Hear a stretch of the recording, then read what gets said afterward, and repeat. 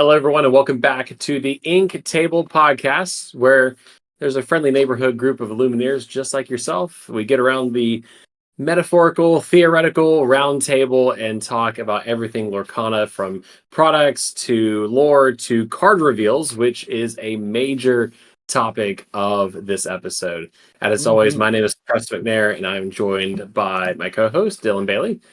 Hey, everybody. And we cannot forget our lovely producer, John, behind the scenes. Good evening, gentlemen.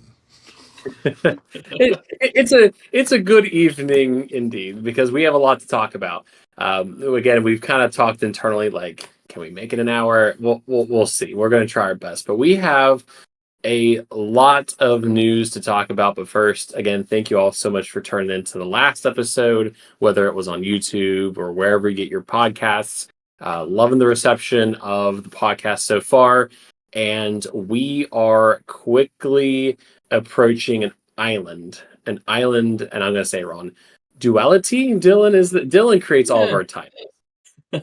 Yeah, an island of duality, kind of like our dual inks, but also story-wise, duality being a metaphorical balance of things, whether it's the balance of two different ink colors coming together or the balance of forces of light and darkness, one being Archazia and the other Jafar. That's true.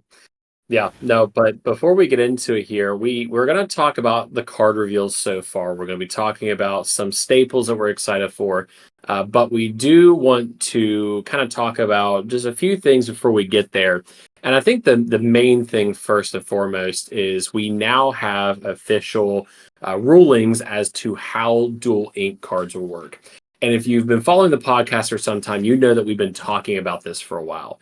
And we were speculating last episode on how that would work. And we got official confirmation about a week ago that in order for dual ink cards to be legal in your deck, you have to be playing those two ink colors, which unfortunately goes against the prediction that we made and what we were hoping was going to happen, which was going to be maybe you could do a ruby sapphire and then like a sapphire emerald card. But I've come to it. I've learned to accept it. But Dylan, I guess, what are the kind of the benefits that we're seeing? Is it because we think that maybe the cards are too powerful, they need to be restricted to those two ink colors? Yeah, I mean, when they first announced this, I think it was like, all right, pitchforks at the ready, let's get the picket signs going. Like, we were about to riot. But it only took, like, honestly, a couple of minutes for us to sit there for a minute and just think. And we love deck building, as well as other people within this community. And if they truly did bust the doors wide open and allow you to put any dual ink card into your deck, as long as you were running at least one of those ink colors, the game would be broken. We thought Bucky was bad. 100%. We thought other things would be bad. We would probably be the first ones to break the game. And I think I think it's just future proofing it. Like it opened up Pandora's box, really. Like there's so many at that point. There's so many combinations. So yes, now will there be homebrewed rules, like house rules for this? 100%, and I would totally love to like play that. Like I'm immediately thinking about like homebrewing, that rule set that we wanted. But we got the official ruling. I'm here for it, and after seeing a lot of the cards we've seen, I think it's a good thing that they've restricted it. It'll definitely be healthy. It'll be a healthy shift for the game, doing it the way they did. And I think with a lot of these dual link cards, they are so diverse, and people, instead of focusing on maybe we'll see one card in particular that is like, this card is so good that everybody is running that ink type. But for the most part, I think that we are going to get a diversification of the ink combinations that we've seen so far and what people will actually be playing in this set. Yeah. And before we kind of talk about like our two like logistical things about the set before we get to cards, how are we feeling? Yeah, obviously, we're going to talk about cards. Feel free to use the chapters if you're following along on YouTube here to navigate through. But we're what 3 weeks away from the release. How are we feeling now? Seeing the cards we're getting ready to talk about, and now having the dual ink rule set. Where's your headspace at going into Archazia's in 3 weeks? I've been excited for months for Archazia, following the story, and I think we are on the precipice. I can't say that word. We're on the edge right now of we got just a couple of weeks, and I can't wait for draft. I just want to start so fun. packs open, seeing these cards, absolutely beautiful, and they've added so many new IP that we previously haven't seen, and it just feels like everything we've asked for we're getting. Yeah, I get why they are quiet. We still don't have Lorecast, and we still don't have a Day for Worlds. As of March 17th, we still don't. But it kind of makes sense why they were quiet for a little bit. They were cooking behind the scenes, definitely behind the scenes. But before we get into those card reveals, two things about that. Speaking of art, there is a Facebook post that was kind of circulating around a little bit by an individual by the name of Matthew. I'm going to say this wrong, but Matthew I'm going to guess. Apologies if I'm pronouncing the last name wrong. I'm not too sure of the affiliation with Ravensberger, but it appears that they have a call for artists going on with Disney Lorcana. So on Facebook, they posted, interested in working with us, complete the form and send us your work. We're always looking for biz dev, character, environment, stylized artists to work on Lorcana. So Lorcana has been, there's obviously a very healthy roster of artists that we've seen from set 1 all the way to now set 7, and it's always interesting to see a take on artists because some of the art is very unique, and it's neat to see this kind of be consistent across the set. Like there's like an art style that really stands out, which I think we're going to see a lot more 3D-ish type art this set. But that is the post for the portfolio submissions rather. Kind of getting into it. Obviously, I'm not artistically, inclined and whatnot. I think Dylan is a little bit. So no, I wouldn't even say that. A lot of our custom cards that we make are just images we're getting offline and throwing them into a template. I like the idea of designing a card with its abilities and how it plays and how it works. But I'm definitely not an artist. But kudos to all of the artists out there that we have so far and everybody that they can get involved. It's cool that looking back at it now, Disney themselves, they actually pulled an artist, I believe, that worked on some of the original films and are now calling upon them to actually work on some of these Lorcana cards as well. Oh, yeah. I think it was Mushu. I think it was Mushu. I'll have to cross. I think we had talked about that card specifically. But speaking of art and cards, not playable cards, but in Archazia, there's debate. Is it Archazia's? Is it Archazia's? We're going to try our best. But speaking of art, though, we have something that Dylan's very excited about. And beginning in Archazia's Island, inside the packs, rather than getting marketing cards like promoting Gateway or something, we now have lore cards. So Dylan, what are we looking at whenever we see this just sample lore card here? Yeah, so it looks like they're listening to everything that we've been saying. We have been on their case saying, hey, back in the day when this game first came out, in the troves, we had entire booklets that told the story of what is taking place in the world of Lorcana. And we don't really have that now, besides a couple of different paragraphs or articles that you can find on Lorcana's website. But now it seems that they are actually going to be telling the story of what's going on Archazia's Island through these individual lore cards. And to me, they're like the puzzle pieces that we typically just, once you collect your 4 to 6 or how many ever it is for that set, you're done with them. All them, like, unless you're creative and you're doing something with them, they kind of just get tossed to the side or thrown away. But these, I don't know how many there are going to be. Did they say at all how many there's going to be? No, this is the only image we have of these lore cards. I would like to think there's going to be at least multiple, though. Oh, wait, clearly, yeah, for sure. And I just want to collect all of these. I'm more excited for these. Like, cool, we go through it. We know that we're going to get our rares and our foil, but then we also have this lore card at the same time. And I kind of want to Story. collect all of them, punch a little hole in them, and then put them on a keychain. Almost like they were like a book that you can just flip through and you have the entire, like, and if they continue to do that, just like a little collector's item of like a keychain with all of the different lore cards on Yeah. it, just for each set and collecting them like that. Oh, it'd be cool. And I'd never say never, but I think back to like I played a lot of like World of Warcraft growing up and whatnot, and there was always books that came out with the release of a new expansion pack, and it's like, could one day we see like, yeah, this is nowhere in our notes. I just thought about this, but could we see like a comic or a book or an art book or something like that around Lorcana? I think I that's never something say never. we've been asking for that as a group, and like we see the Ravensbergers now doing puzzles that are going to be Lorcana based. Why not get into the realm of books or comics?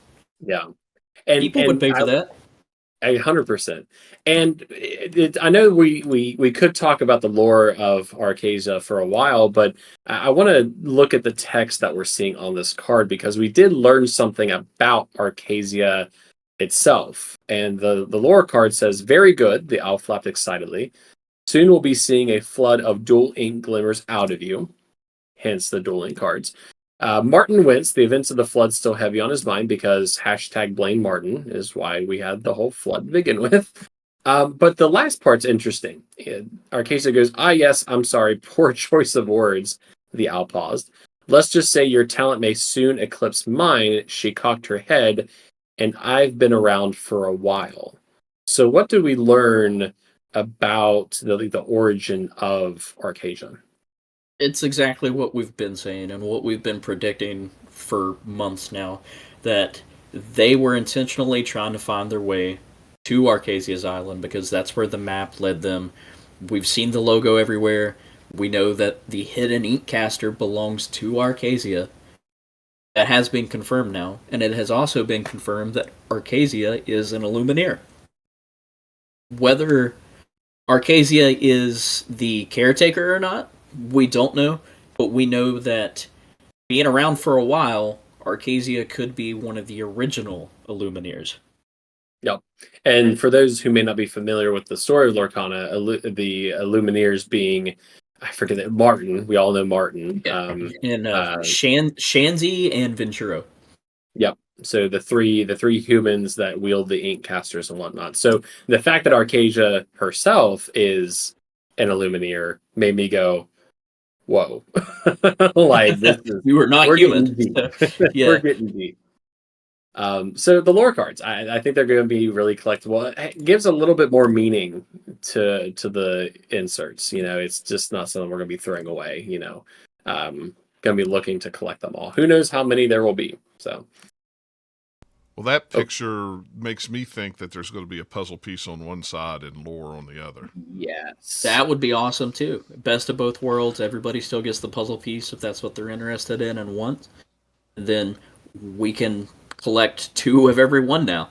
So now not only do we need to collect it to build the puzzle, but now we also need to collect it to finish the story.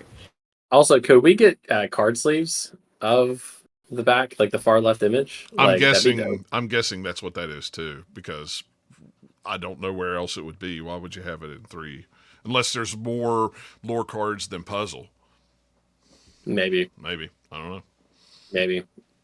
Because it's like, why would they include, like, for those looking, we're looking at the solid green owl logo on the far left. It's like, why would they include that? So maybe there's something on the flip side we're not seeing. I don't know. I'm excited. I know Dylan's very excited about this. But moving on here, we have a lot of cardboard to talk about, and a lot of art to talk about, and a lot of abilities to talk about. So, kind of segueing in, we're going to be kicking things off with Dylan, but new staple cards. Let's explore some staple cards and really what could be some very popular dual ink combinations that we're going to see. So, Dylan, kick us off. What are your staple cards, and what do you think dual ink wise is going to be pretty prominent going into set 7? Yeah, personally, these aren't necessarily like staple cards that I'm going to make sure that I'm running, but I do believe that these will become staple cards that we will now see. And a lot of people will be running them. They will become part of the meta, and you'll be seeing them a lot. The first one is Sapphire Coil. It is a 2-cost inkable item. During your turn, whenever a card is put into your Inkwell, you can give chosen character -2 attack this turn. For anybody that can see this card, the coils are new Lorcana based items that they are adding to the game. And these are actually the only cards that we have so far that actually have the Illumineers on them. This one belonging to Venturo, whose dual ink is Sapphire and Ruby. Speaking of Sapphire Ruby, I think that this is the card that we will see played in a Sapphire Ruby deck. A lot of people are turning around now and they are combating against Ruby. They're combating against Brawl. They're combating against Ice Block. We're finding ways around it. And I don't think that's going away anytime soon. And this is the best way. I'm pretty sure. Is Ice Block uninkable? Ice Block is uninkable, yeah. Alright, so now we have a 2-cost inkable item that you're going to be able to use anytime that you ramp, which Sapphire loves to ramp, and then Sisu and Brawl will both benefit from this. I think this is going to be a very easy Ice Block replacement, potentially. Yeah. I think that's where we're going. But I do want to call something out. If you're seeing the Sapphire Coil, we have a little bit of lore with these coils, because this isn't the only coil card we have. Oh. So I think that for each ink color, like I said before, this is Venturo, and he has the Sapphire Coil, but he'll also have the Ruby Coil, because Archazia has taught him how to dual-wield 2 different inks. Right. And then Martin will have a Emerald and Amber, and Shanzi has the Amethyst and Still. So more lore. More coils. More lore. All the coils. Yeah. Just like the Chromicons and Spheres that we had previously. Oh, yeah. Kind of adding in that new level of IP to it, too. So it's like, here's Lorcana stuff. The next card that I think that we're going to see a lot of is Minnie Mouse Storyteller. I think this is the kind of card that we're going to end up seeing in lots of aggro decks. She's a 2-cost uninkable, 1/2. Her abilities are kind of insane a little bit. So for one, the big one is Gather Around. Whenever you play a character, this character gets +1 lore this turn. So she has 0 lore. She does not quest for anything. But in a deck, whether it's a Rockstar Stitch deck that wants to play lots of cards, or just aggro decks in general with lots of 1-drops and 2-drops, you're going to be able to stack lots of lore onto this Minnie Mouse in a single turn and quest for a whole lot. Oh, yeah.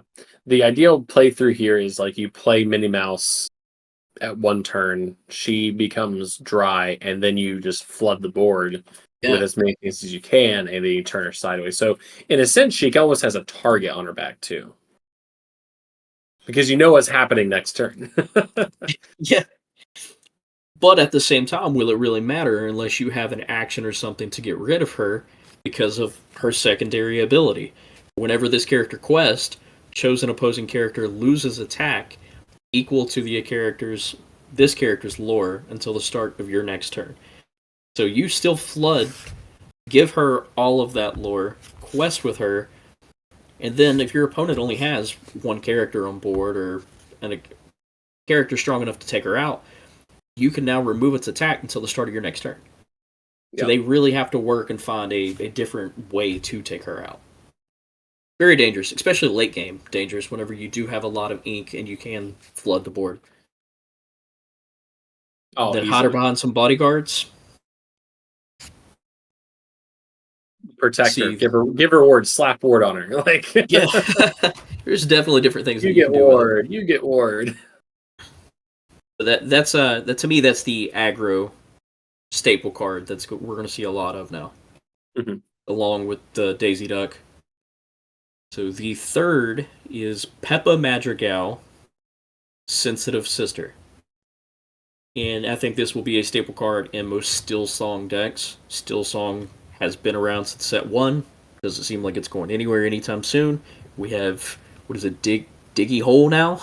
Diggy Hole. That kind of came out of the blue. Well, I have thoughts about the deck, but that's not the podcast for it. But this is, I think John can speak on it a little bit. He's been playing Still Song for a while. This is very reminiscent of Alana Dell that we've got previously. Yep. Yeah, it is. This one's a lot of people liked all the Rooster last set. Yeah. I think that's a lot. Yeah, and I never could get him to work all the time. He would just put a target on his back and everybody would take him out. This one, though, with it being a 2/4, this one you wouldn't even have to exert. You could just leave it sitting in the corner. Yep, ominously setting in the corner. Yeah, I like it. It just didn't. This one kind of came. There hasn't been a whole lot, I think, for singers. There's been a lot to take block songs, not do songs. So yeah, I'll take what I could get in this set for a Steel Song. Yeah, I think a lot of Still Song players will like this one, and they'll see this one. I mean, she doesn't have Singer itself, but she can still sing 3-cost songs. She's a 2/4, so she's got kind of decent willpower. She's going to stick around for a little bit, but she is that passive lore. If you can get the songs rolling, and you can continue to sing songs. What's the other one? Sleepy's Flute? Yep. Could you imagine combining both Peppa and Sleepy's Flute? Is winning off singing. Yeah. Yeah. I mean, that was the dream, and that was the goal with Sleepy's Flute back in the day. I mean, and now you can just stack that. Right, so what do we have next? Next we have Ratigan, the Rat. Ratigan, Nefarious Criminal. And I think anybody who has played in Azurite Sea and who has played against the Shark will understand exactly why Ratigan, Nefarious Criminal is such a big deal. He's a 4-cost inkable, which means you can play him right alongside Shark, get him out early, and he's practically doing the same thing. Whenever you play an action, while this character is exerted, gain 1 lore. He is a 3/3, so it's not one of those things like Shark where he can just sit there. He does have to be exerted, but it's still that passive lore. And I think that's one thing, kind of like Peppa, that a lot of people are going to start looking towards, and a lot of decks are going to be built around, is how can I gain that passive lore without having to attack, without having to quest, where I can still play how I want to play, but gain lore along the way. And imagine the unfortunate situation that would come into play if Maui, Half Shark, and Ratigan are on the board at the same time. Because Ratigan's exerted? Yeah, so Maui, Half Shark, whenever this character challenges another character, you may return an action card from your discard to your hand. So if this combined with the Shark, I mean, yeah, you still get the lore, but it's still just set there. I mean, you can basically start churning through your actions. And then the same thing goes here as well. Whenever you play an action, gain 1 lore. So, if you have both Ratigan and Maui, you are gaining 2 lore effectively from playing 1 action. And if Maui is able to challenge something and bring something back from your discard, I think it's going to be very infrequent that we see both of them in play at the same time. Like, that's a lot of setup to have that circle, if you will. But I mean, they basically made I don't want to say a better Maui Shark, but they made a cheaper Maui Shark where you can get the lore quicker and earlier. It's 2 cards, so right. I think it can be done a lot easier than other cards that we've seen that need setup. And I mean, just look how long Sisu takes in general to set up with items, and it works. It is consistently working. A lot of people play it on a high level, and it's winning championships. Oh, yeah. So I mean, I can really see this working. So you have 2 cards, for example. You have this Ratigan, and you have a Maui Shark on the board. Let's say you have Ratigan sing a song. Okay, so he is now exerted. technically, because he sung the song. You still gain the lore off of it because he's exerted. Maui would also gain a lore, so that's what, two lore right there from that. Okay, you still haven't spent any ink. Maui can crash into something. You can return that song to your hand, sing the song for a second time using your ink, hard casting it, and just gain 2 more. You didn't quest with a single character. You sung a song twice, essentially, and you controlled the board, and passively got 4 lore. Easily. Not impossible.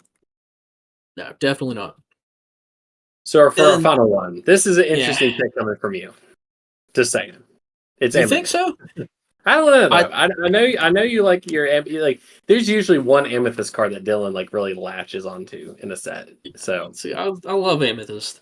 I just think that this is a really good Amethyst card overall that can be played in many different Amethyst decks. Whether you are a mid-range Amethyst still, whether you are a Amber Amethyst aggro deck, this is just going to consistently be a good card, and it is the 2-cost song, This Is My Family.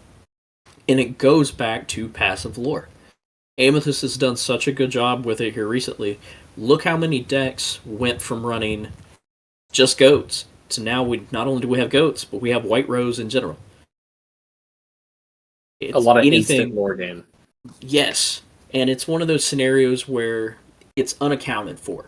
No matter how many times your opponent looks at the board and they count how much you can quest for, doesn't matter. They don't know if you have a White Rose or a goat in hand, and now they don't know if you're going to be able to sing This Is My Family, or just hardcast This Is My Family, which is a 2-cost. So we went from goat costing 4 to White Rose costing 3 to now we have a passive 1 lore for 2.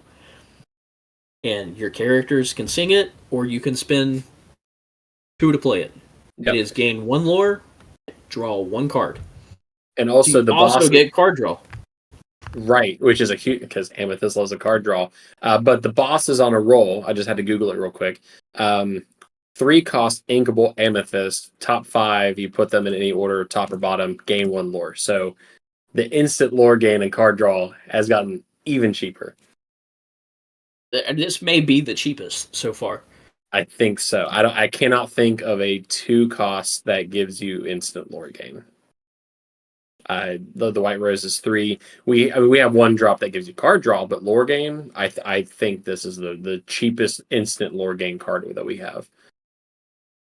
And it's good that it's uninkable, I guess, in a balance sense, because it is so cheap and gives that passive lore. But still, I mean, just have somebody sing it, or it's only 2. You're going to have enough ink. Your opponents will never see it coming. No, they won't. That's it for my staples, and I think that covers quite a few different decks that a lot of people are going to see, whether it goes from the Ruby Sapphire items with Sisu, your Stillsong decks, your aggro decks, or even your action-heavy decks with Maui Shark. That's Ruby. What about you, Preston? What do you got going on? What do you think the new staple cards are going to be? Sure. So I have 3. I kind of had to contain myself because I could pick out a lot. But my first one is going to be the Merlin Clever. Oh, Dylan, help me out here. I know we suck at pronouncing anything. It's Clairvoyant. Clairvoyant. Clever Clairvoyant. A 1-drop inkable. I want to say Ruby Sapphire. Amethyst Sapphire or Blurple card 0/1 with the effect of oh gosh. All right. I'm going to guess. Prestigiotonium? What do you think, Dylan? That's what it looks like to me. Prestigiotonium. The ability is whenever this character quests, you can name a card, then reveal the top card of your deck. If it's the name card, put it into your Inkwell face down and exerted. Otherwise, put it on top of your deck. So you're probably looking at this thinking, why? Like, that requires like a lot of, like, the only way that I could see that ability working is with a broom deck, for example. It has to be Amethyst Broom. So you name Magic Broom, then you're good to go. But I added Merlin in here for one reason and one reason only, and that is because I think about the shift. And I've started to see some decks talk about the Merlin Intellectual Visionary card, and they're running maybe one or two of them Blurple. For those that don't know, Blurple is my child. Basically, I've worked on it for so long. So I added Merlin in here not because of his Prestigiatonium effect, but rather because this is now the cheapest Merlin card that we have. The only reason why I could think of somebody playing this is for the Merlin shift. So it's kind of speculative. I think it's going to be a staple in my Blurple deck, plain and simple. I don't know what I'm going to remove, but we'll deal with that later. But I got a couple of thoughts about this what are Merlin. your thoughts? So, two right off the bat are I can think of some ways to make this work. Is Merlin's Cottage, the location that Card automatically reveals, card face up, so you automatically know what the top is. Or a Rulian Gyro Sensor, if you want to talk about Lorcana-based IP. Anytime that one of your characters quest, you get to look at the top card of your deck. This is just a phenomenal way, not only for you in particular to shift into that Merlin that you love so much, but it's an easy way to ramp within Sapphire. Oh yeah, because it's almost like guaranteed in a sense. It's very almost similar to Bruno Madrigal, where you exert him, you name a card. If it's a top, then you goes into your hand and you gain 3 lore. So very Amethyst-esque. Going to be a little specific, but I'm excited to see it. I think with Merlin's Cottage though, I could see some really fun budget Blurple decks really start to just have a lot of fun with this. So last thing with him, if you look at the image of him and what he's actually looking at, so with the word clairvoyance meaning to be able to kind of see into the future, and if you've seen The Sword in the Stone, we know that Merlin was able to see into the future a little bit, and he knew about technology from the future. And we see that he's looking at a train. Me in particular, I was like, is this a scene from the movie? Is this something that he saw? And then I got to looking closer, and I just couldn't help but peel my eyes away from this. They're just so focused on it. At first, I thought maybe this is Casey Jr. But is there a possibility, after looking at that image, Casey Jr., I definitely don't think it's him, but is there a possibility that could be the train from Big Thunder Mountain? Let me Google Big Thunder Mountain trains. Big Thunder Mountain. I'm sure it looks different depending on which park you go to, but right. So it resembles the smokestack is there. It has on the front. It has 2 medallions on the front that we're seeing. The only thing that's different is it doesn't have. I'm going to call it this the plow, if you will. I don't know what it is. So I don't know, but could this also be maybe a hint into the future Lorcana? I definitely see this being something from Fabled. I know it's 2 sets from now, but you know how it is. And I mean, we don't have any trains in Lorcana right now. Yeah, he's looking into the future, anyways, and that is a future set, even though it takes place in the past. Was there any trains in the film? In Sword in the Stone? Yeah, I don't think so. Not that I can remember, unless it was just a daydreaming image while he was talking about all the technology in the future. Or it could be nothing. It could be nothing. But I think it's something. In 3 episodes, we'll find out that Dylan's right. So anyway, Merlin, clever, clairvoyant, just fun shift target with Merlin's College. I think it would be really fun. My second pick here is Queen of Hearts, Unpredictable Bully. And this brings out a color combination that I first started playing back in Lorcana was Emerald Ruby. But Queen of Hearts, Unpredictable Bully, she's a 5-cost uninkable, 2 strength, 6 willpower, questing for 2. Shift 3, so immediately you have some low-cost shift targets. But her ability is, if I lose my temper, whenever another character is played, put a damage counter on them.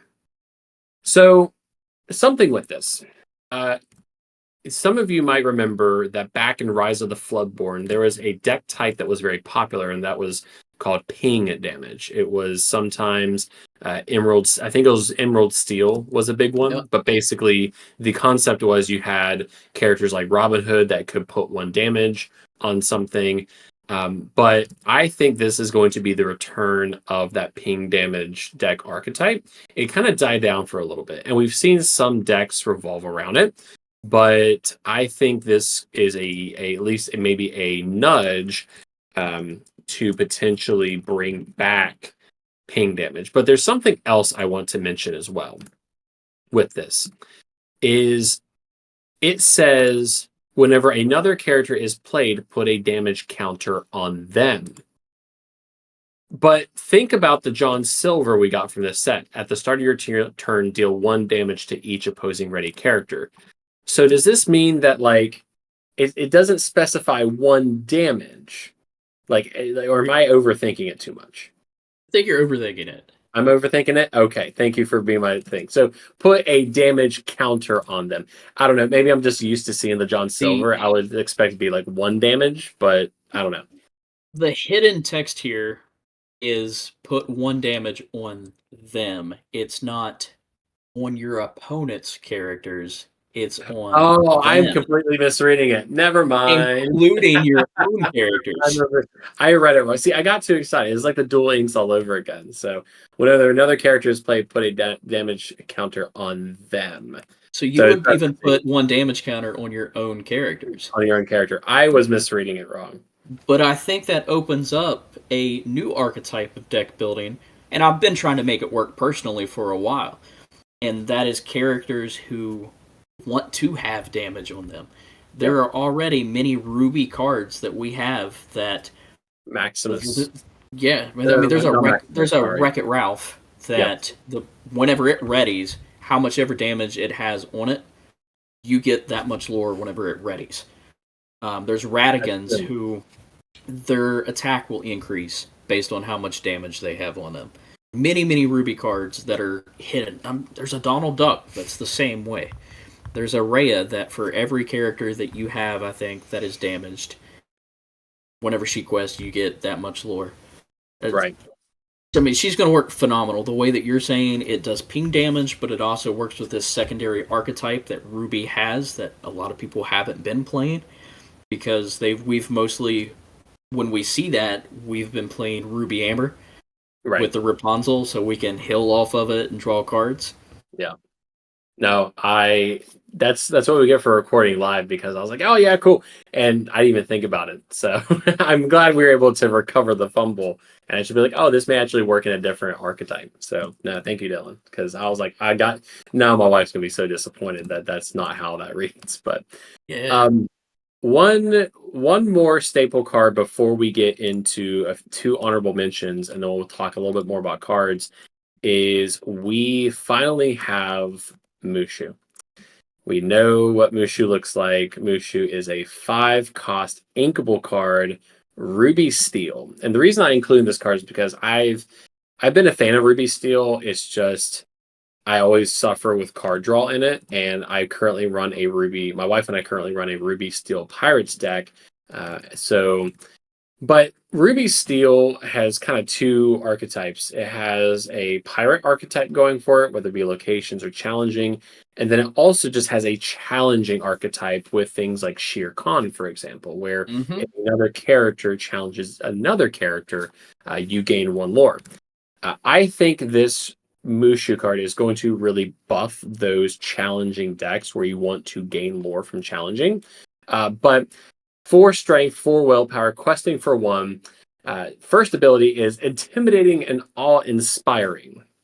Whenever one of your characters challenges, they gain resist 2. So Mushu being in play, something else challenges another character, they gain resist 2. Mushu's buffing everybody that wants to challenge with gaining them and with providing them with resist 2. And resist 2 is a lot of resist. Like, that's something we used to only have with Cinderella Stouthearted with resist 2, right? So that's a lot of resist, especially at 5 cost. That's not to say that your character doesn't already have resist itself, and then it can stack. I mean, me looking at Calhoun turn 2, who already has resist +1. So resist 3 with Mushu. What about that secondary ability there? Oh yeah, gaining lore. Exactly. Yeah. So Guardian of Lost Souls on Mushu. During your turn, whenever one of your characters banishes another character in a challenge, you gain 2 lore. So we already have 2 cards that have this ability. Yep. Calhoun. Calhoun. And the Robin Hood. And then Shere Khan, which I think Shere Khan's just 1, I think. Well, Shere Khan is whenever... Okay, so the way Shere Khan works is whenever you challenge a character, you gain 1. This is the way this reads, this is when you banish. Mm-hmm. So you have to banish the character to gain 2 lore.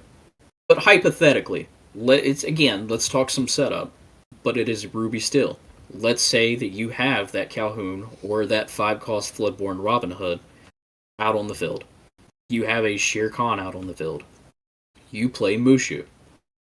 You can then have Calhoun or Robin Hood challenge a character. Yeah. Gain 1 lore off of Shere Khan. Yeah. You banish that character, you will gain 2 lore from either the Calhoun or the Robin Hood, whichever it is you have on the field. And then you will also gain 2 more from Mushu. That's 5 lore from challenging 1 character. That's a lot of lore. I think this is going to really buff those characters. I think this is going to be a busted card in sealed and draft. Because resist is already very hard. You're gaining a lot of lore. I think Ruby Steel is going to be a pretty fun deck to play with, especially if we add in things like, the Aladdin from the first chapter, the Aladdin FLOODBORN shift. So there's a lot of ideas. There's so many different ideas. There's a lot of different dual ink color combinations, which I think will work. But we saw a pretty nice line to Blurple. We see a pretty nice line to Emerald Ruby, and I think Ruby Steel is probably going to be one of the more. I don't want to call it this early, but looking at Mushu and looking at some of these other cards, Ruby Steel is looking pretty terrifying. Not necessarily from just oomph power, but buffing other characters and lore on banishing. That's a lot. That's a lot to deal with. I think so. I mean, we already see Steel being really strong with Robin Hood in the past. The only thing that this will struggle against is playing against those decks that do want to ramp early, that don't have characters on the field for you to challenge. Yep, 100%. But moving on here, though, we have a lot of cards to talk about. We could dissect a lot of these. Not necessarily moving away from our staple cards, but honorable mentions, because there was some that we had to include that I don't think are going to be staples, but are going to just be fun to play with. This I'm going to go ahead and do the in my opinion, the best one first, and that's going to be the Donald Duck Flustered Sorcerer. For those that don't know, there was a Discord live stream in the official Lorcana Discord channel that they did some card reveals. And this was the very last card that they revealed. And Rochelle was like, this is going to be the one card. It's really going to shake things up a little bit. This is a 7-cost uninkable, 5 strength, 6 willpower, legendary card, questing for 3. The ability... I cannot say I cannot English today. Yeah. Dylan, take it away. I don't even have the card pulled up. Oh no. I suck at saying this. John, do you know how to say this word? Because I can't. No, I was born and raised in West Virginia. I cannot say that word. Anyway, while we get the proper somebody to pronounce this ability on the line here, the ability is whenever you play Donald Duck and whenever he's in play, your opponents need 25 lore to win the game. I was sitting here just unpacking for my recent travels, and I was watching the stream, and I literally jumped up from my desk, and I was like, "What? Like this is like you can do that? You can do that?" So Now, this immediately comes with a lot of questions. One of the questions that I asked in the live stream chat was, if this Donald Duck is played, and let's say, so your opponent, if I was playing Dylan, Dylan would need 25 lore to win. If Dylan was at 23 lore and Donald Duck gets banished, does Dylan auto win the moment that that card is banished? And I believe the ruling on that was yes. So this is only while Donald Duck is in play. But what do we think, like, on the viability of this? Like, obviously, it's a very novelty niche card, but I think there could be some pretty practical applications of this card in very unique decks. Yeah, I mean, we talked about it before we started the podcast episode on here. I think that he makes a great distraction if you can get him out early. I also think that in a Blurple deck with that Merlin that allows you to just search your deck for any cards you want, that you could late game pick up this Donald Duck, put him into your hand, and play him. Like, if you have no other answers, and your opponent is about to win, and you know that they can quest out and win, you could just play this Donald very, very late game. Yeah, so at least stall it maybe 1 to 2 turns or something like that. You know, just something to maybe stall it. But you are right; it is a very big distraction to play very early on. Not easily removable. You know, you need like hard removal, but it's nice to see them bending the rules of the game a little bit. Like, not obviously breaking them, but hey, let's make somebody get the 25 lore to win, for example. In sealed. Yeah, sealed is going to be dangerous. People are going to get a little mad whenever you play this in sealed. Like, yeah. Again, it's going to take you to getting to 70, and good luck, like, in your drafts and sealed. And I hope that people do pull this, because it's just going to be hilarious to play. It's going to be such a fun card to play with. Like, just slapping it down early on, being like, you got to get to 25 lore, and you're not going to quest with them. You're just going to keep them ready the whole time. Like, how does it read? Because again, I don't have this one pulled up. Is it chosen opponent or is it opponents? It's opponents. Okay, so like, even whenever you were playing, if you were playing like a multiplayer game and you played this, then everybody would have to get to 25 lore besides you. Besides you, yeah. The opponents need 25 lore to win the game. And also, what's hilarious is the flavor text here is, when it comes to magic spells, proper pronunciation is key. Fitting, because we can't pronunciate. So, very, very fitting.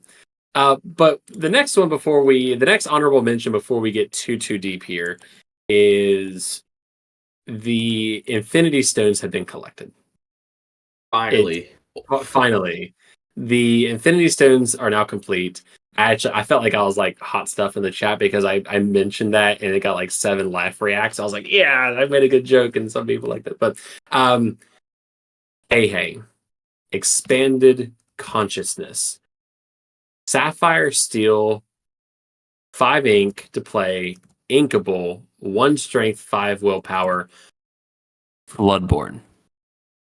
A FLOODBORN HEIHEI. Shift 3, resist 1, questing for 2. The ability of clear your mind.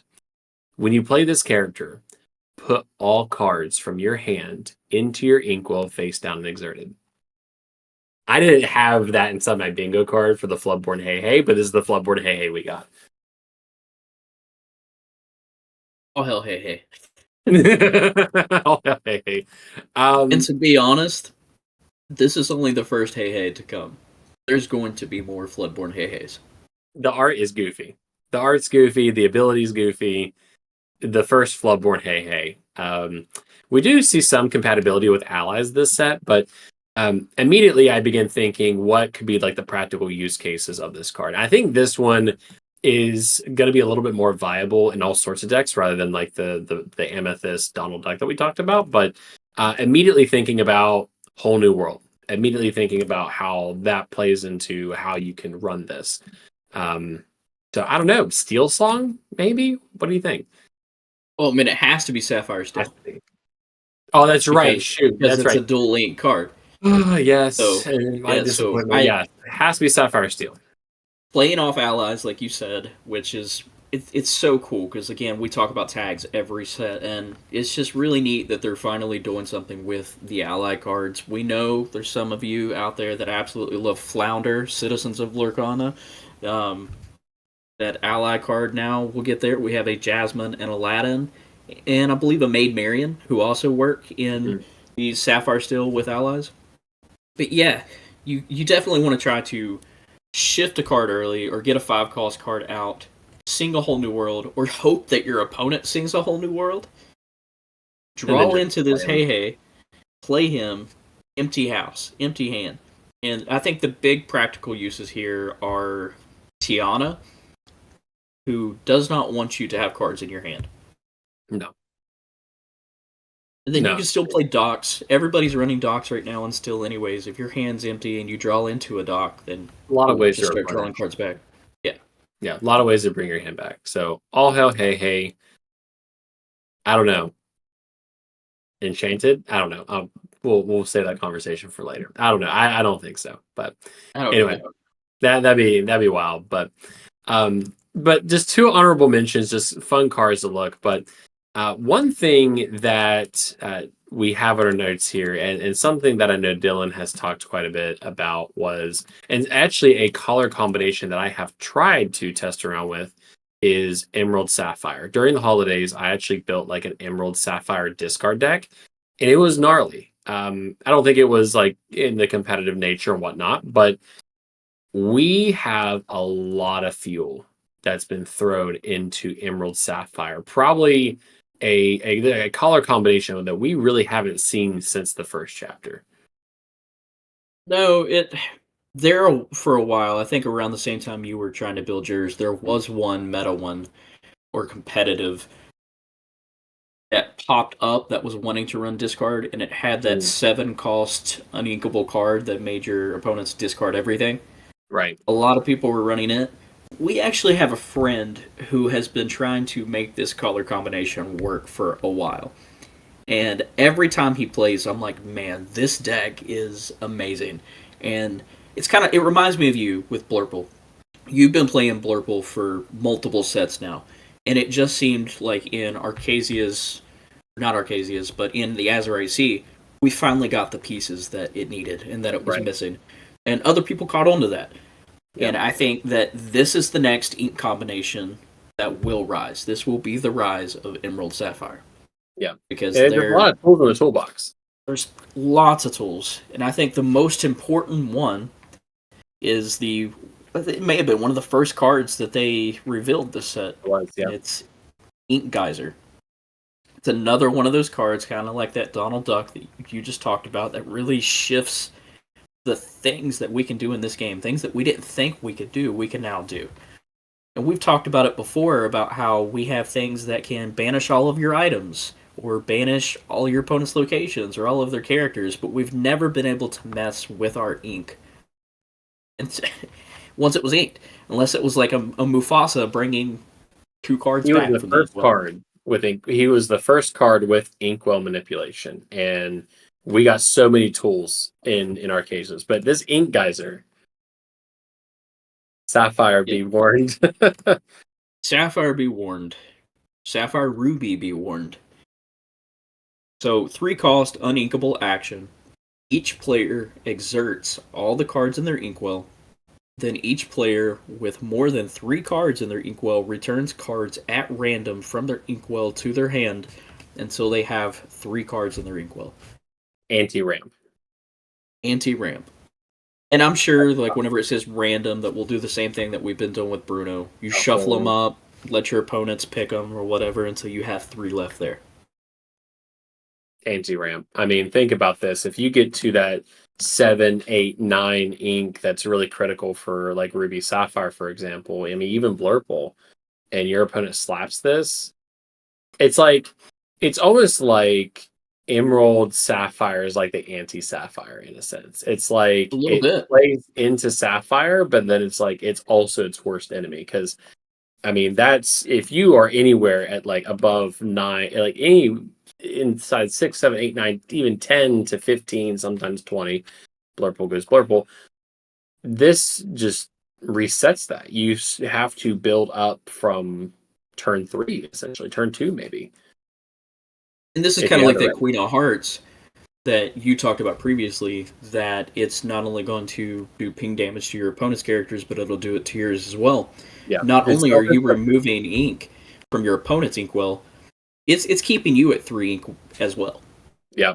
So you also have to have an out as well, because you are also adversely impacted from this. But ideally, hopefully, you have the cards in hand to rebuild your ramp, and maybe your opponent has not. So I don't know, but then if they ink, will those inkable, like if they ink a Tipo's going to come back to hand, so they'll cycle through. But what's also really interesting is the yokai as well that we have. Because I think this goes against the opposite of ramping.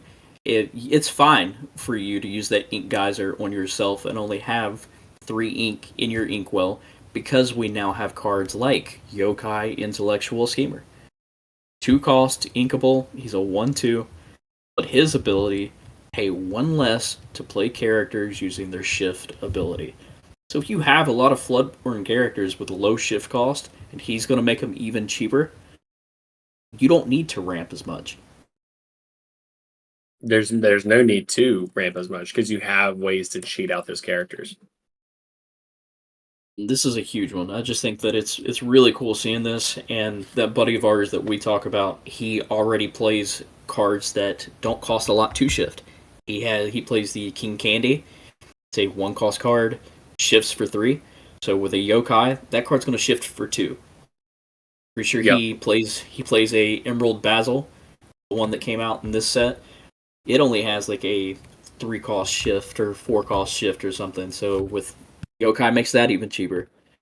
Yeah. But also playing into this is, again, I like how a lot of the big Hero 6 characters have this ability, have like this theme of like anti-hero hero with Emerald Sapphire, because we also have another Hero Hamada. Yeah, so you got a Hero Hamada, future champion, 3 cost, inkable, 3/3, quest for 1. But when you play a Floodborn character on this card, draw a card. So I know that's one thing that this deck struggles with, or Emerald Sapphire struggles with in general, is card draw. That's why our friend plays the King Candy, because when you play the King Candy, you draw 2 cards. But this is just another way to draw cards. Oh yeah. Now, we actually had this question inside our local card shop Discord today. Was they're asking about this card, and they were like, or maybe it was yesterday, I can't remember. The days are blended together, but they're like at first they were like, oh, there's no Bloodborne. Why do we have this? Yeah. So it's like, why do we have this? Like, there's nothing that can shift on, but we have 2 cards that can shift onto this Hero Hamada. And that brings us to, what is it? The Armored Designer. Is that right? The Armored Designer. I think this was revealed just earlier today. Yeah. So it is a 7 cost inkable. And again, the 7 cost is a lot. It kind of goes against the Ink Geyser. But it's a shift 5, shift 4 if you have yokai on board. It is a 4/6 quest for 3. And your Floodborn characters that have a card under them, so you have had to have shifted them for this ability to work, they gain evasive and ward. Including this card itself. Hard. Yeah. Like, ward is increasingly hard. So that's a huge buff. Ward is increasingly hard to defend. I mean, heck, I played against Dylan. I played a moving damage deck against Dylan on Saturday, and Dylan was playing his ward deck. Sapphire Steel Ward. Yeah, the Sapphire Steel Ward, and I'm like, I went to go play Teeth and Ambitions. I'm like, wait a second, I can't play Teeth and Ambitions because I didn't have. It's been a while since I played the card. I didn't have anything to play, but everything you had ward, and I couldn't move damage and stuff like that. So it's increasingly difficult. It sucked. I tried to play a it wasn't Strength of Raging Fire. Let the Storm Rage on. I tried to play Let the Storm Rage on one of my own characters because I was wanting to use the Baymax, play the 5 cost Baymax to heal my own characters to gain the two passive lore on entry, and I couldn't even attack my own characters with an action like that because they had ward. Just easily. But so we have the Hero Hamada shift, FLOODBORN shift, but then we have a brand new shift mechanic that we just got for the first time. Again, bust the game open and do things that we just didn't think were possible or know were possible. My bingo card. No, not at all. But a universal shift. It is a 6-cost uninkable Baymax giant robot. He is a 5/5 quest for 2. With a universal shift of 4. And when you play this character, if you use shift to play him, remove all damage from him. Because, I mean, the way that the shift mechanic works, if you have a character underneath that has that damage, when you shift it, the new character on top will have that damage as well. So he essentially heals himself on entry if you shifted him. And you can, with Universal Shift, you can pay 4 to play this on top of one of your characters. So any of your characters. This is the first time that it does not have to be the same name underneath. It's the first time we're seeing it. And it kind of brings us back to a conversation that I think you and I and John had 2 weeks ago, I think, is back in Ursula's Return, we had the shift mechanic of discarded location or an action or something like that. And we haven't seen that. So maybe this is them testing the fields of maybe a better shift mechanic. I'm not too sure, but I like Universal Shift. It's a reverse morph. It's a reverse morph. Could we see a beefier morph? I don't know. I never say never nowadays. See, that's something, a lot of people are saying that too. I've seen that online, that people are saying, hey, you know how cool it would be if there was a FLOODBORN morph that we can now put on top of a card, and then be like, oh, guess what? That card underneath, it was a morph the entire time. That'd be amazing. Or like the shifted character underneath still lives or something like that. If morph, I don't know, it's something wild. This character in particular, let's look at this line that we have so far. You play a yokai turn 2. Okay. Yokai makes it to where you can shift your characters for 1 less. This Baymax, who is a universal shift 4, would actually be a shift 3. So on turn 3, you could shift this Baymax on top of yokai? Guess so. That's pretty insane. That's pretty wild. I feel like Emerald Sapphire is going to be like just ramp and do weird stuff, basically. Like do it as weird stuff like shifting, removing the damage. Think about a bodyguard, for example. Like if you have a bodyguard taking a lot of damage, I don't know what bodyguards we have in Emerald or Sapphire. I don't think we have any. I don't think we have any.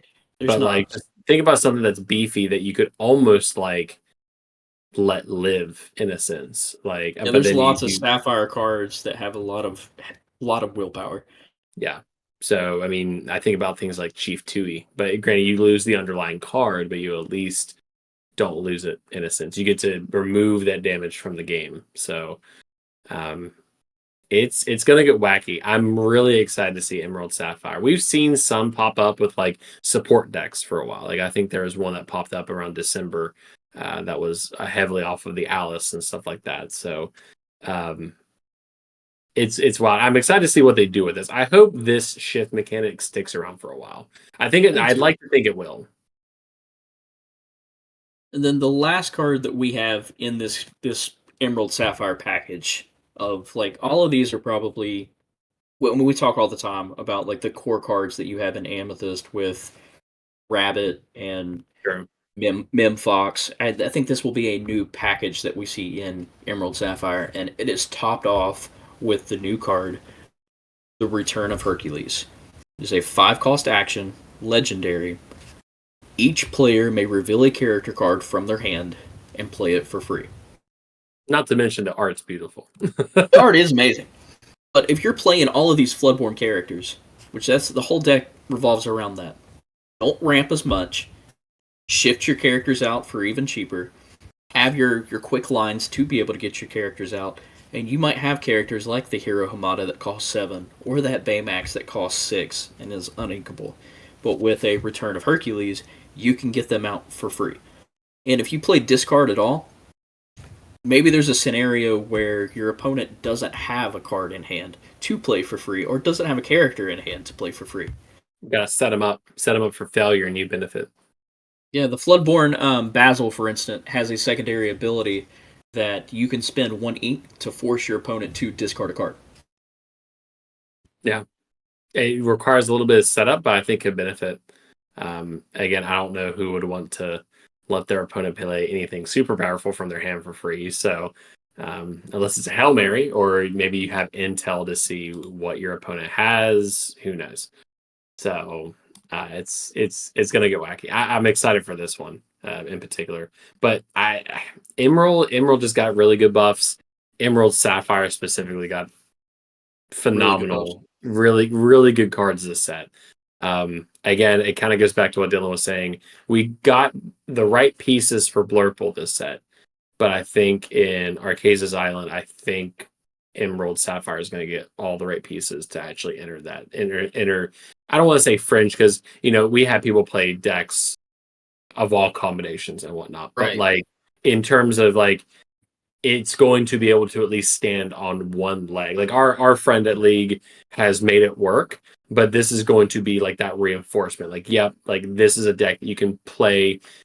I don't want to say competitively, but maybe you can play just at your local league, and it's just so like off meta. It's going to be fun. Who knows what's going to be viable now for sure. It's going to be viable, yeah. Like, and I hate to use the word viable, because all Lorcana decks are viable within reason. Like, you can play and seek victory with any heap of 60 cards. There just are more powerful decks that are able to combat those things a lot better. But this will be able to stand on one leg, this color combination. Well, moving on from our new staple cards and our new favorite ink combination that we think we're going to see a lot of. Again, there's so many cards that have been revealed. We have almost every card revealed so far. And we could probably sit here for hours and talk about all of them, and we're still not going to talk about, even in this podcast, we're not going to talk about every one of them, or even all the ones that we like, or the ones that we want to talk about. So just going through and picking a few, or just a handful of cards, what are some of the ones that we don't necessarily think will see a lot of play, but we are absolutely in love with, and we're just excited to see, to have in our hands, and to play with? Yeah. No, I'll kick things off here. My first one is going to be the Windy Darling Pirate Queen. This is one very expensive uncommon card. No shift. No shift. 7 ink, 7 inkable, Windy Darling, a Ketchup Mustard card. So we have Amber and Ruby. 5 strength, 7 willpower, questing for 2, evasive, with the ability of Tell No Tales. So whenever one of your other characters is banished, you may remove all damage from chosen character. So again, thinking about how Ketchup Mustard plays right now, Rapunzel's, removing damage, very strong Ruby characters. I think this is just going to be one that's going to be very fun to play in certain situations. I think, well, again, the art looks incredible. But beautiful art. Like, Pixie dust. Yeah, the flying pixie over dust. Archazias. I love it. That is Archazias. It is. Huh. It's over the island. There we go. That's why we have Dylan on payroll. But I just think, will it see mainstream? To be determined. But I think this is just going to be one of those cards that, like, very late game, you have very strong characters out. You're challenging things. You're challenging and banishing your own characters. You're able to remove damage. So very niche card, but this is one I saw and I was like, huh, that's interesting. Why is she so expensive? And I guess that is a pretty powerful ability, because it's not just 2 or 3 damage, it's all My damage. favorite thing about this card is the tags, because we've talked previously, I think it was like last episode, where it was a certain card we were looking at that we were like, man, they are running out of room. It was something like with like the Mickey bodyguard in particular. Like, he has just his bodyguard support. They're not necessarily, they don't have room on the card to break down and explain exactly what the ability does. Man, she is running out of room for tags, because she is a Dreamborn hero, queen, pirate, captain. Like, if they had more room, I'm sure that she'd probably be a princess or something else as or well. An ally. Yeah. Like an ally. But yeah, there's a lot going on here. And maybe it's going to be something. I think immediately it goes into the pirate archetype. Immediately, Yeah. you know, she is a pirate here. But pirate's still hanging out even after this. The second card, though, kind of moving along because I know we have we have a few more topics to talk about. But the next card I have here before we get to Dylan's picks, and I'm trying to pull it up on my side, is actually going to be a card that was revealed today. That being the Pongo Dear Old Dad, a 6-cost uninkable Amber Sapphire card, 5 strength, 5 willpower, questing for 2. The ability of Found You, you little rascal, where it says at the start of your turn, look at the cards in your Inkwell. You may play a puppy character from there for free. I included this card for 2 reasons. One is puppies, and we'll have John talk about puppies. But the second is it goes back to Inkwell manipulation. Mufasa, you got to bring 2 cards back at random from your Inkwell. HEIHEI, you dump your hand into your Inkwell. This card, you are able to look at your Inkwell. So immediately there's people going, oh, but the Inkwell is a restricted area. Like the Inkwell, technically, if we look at the rulebook of Lorcana, like the moment you ink a card and it goes face down, it's a restricted area. It's a private area. You cannot look at the cards that you inked. But this is the first time we're going to be able to see those cards in your Inkwell. So thinking about cards like One Jump Ahead, for example, top card into your Inkwell face down. You had no idea what you inked. But in combination with things like Pongo, you're going to be able to get intel as to what you inadvertently inked. I think it's just going to be a very fun. I think it's going to be cool to actually have maybe. There's a lot of puppies that we're not talking about in this podcast, but I think we could potentially see a puppy deck. I think puppies have always kind of been like puppy decks have been a thing, but I think there's going to be a reason why I'm going to be digging out those puppy sleeves that I have in storage right now. I'm excited for puppies. Someone might already have a puppy deck that he's going to use Saturday at the store anyway. So yeah, I love that. Or a theme night, and not to kind of jump here over Dylan's here, but I see John has a note in the notes called puppies. But while we're on the topic of puppies, John, like we have it. We got Pongo. We had a couple other ones, but where's your head at? I don't know. There's after today, it was like, whoa. I had said something, what was it, last week, that after, I don't remember what card they revealed, I said, you know what, puppies may be a thing this set. You know, I don't remember which. I think it was like the Canine Crunchies item card. Yeah, that's right. I couldn't remember which one it was. It was the items card. I was like, oh, puppies may be. And then today they go, Thunderbolt. We're doing Thunderbolt, and this is what it's got. You know, it's like, oh. And it's and it's a puppy shift. You're talking about shifting. It's a puppy shift 3. So all you got to do is just shift it onto a puppy, any puppy. You know, I was like, all right, this is too good. And it's a bodyguard 7. Oh, like a 3/7 bodyguard. Man, yeah, it's. I'm excited for puppies. I tried to make a puppy that work back in Inklands, and it just didn't.